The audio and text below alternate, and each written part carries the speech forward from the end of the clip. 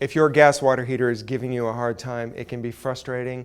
It can be frustrating, I know. But don't pull your hair out like I did. Just follow a few simple guidelines to see if you can figure out exactly what's going on. There's an extra frustration in that some of the problems gas water heaters have, it could be one component creating it, or it could be a different component.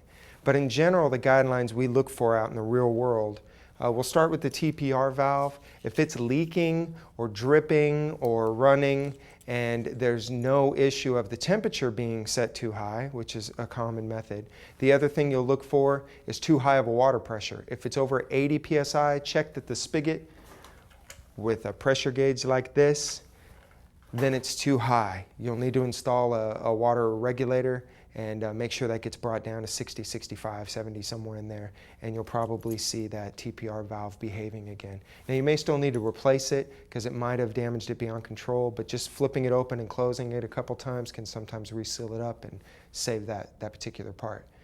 Now, if you've got a problem with a pilot light that won't light, man, that can be really frustrating. The truth is, 90% of the time it's a thermocouple giving you a hard time. It could be a gas valve, but it probably is the thermocouple. Now, because of the difficulty in installing and swapping a thermocouple, for the sake of this video series, I'm just encouraging you to order a gas valve. Not a gas valve, I'm sorry, the gas burner assembly. The burner assembly will come with that burner plate. It'll come with the outside door with the sight glass in it. It'll come with that primary gas line, the pilot line and nozzle, and a new thermocouple, as well as the igniter and the line for the igniter. And it installs pretty simply 4, 6, 8 screws. Usually it'll take care of that, plus the gas fittings, and you can be on your way. We've got a lesson for that later on.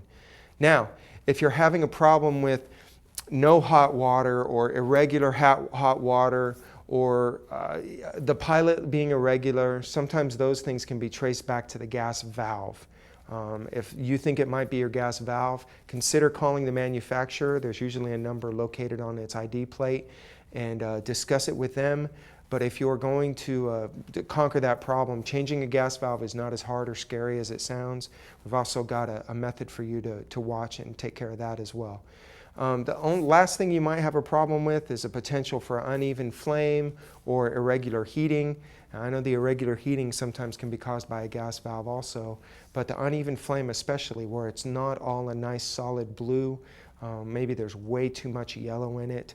A lot of times if it's not the gas valve causing the problem, it's the burner element, in which case you're going to want to order one of those, and like I said, it's going to come with the thermocouple and the pilot nozzle and line, the main line, and then the igniter and the igniter line. It can be changed as one assembly fairly quickly, and if they're not free under some sort of warranty, then they're really not as expensive as you might think.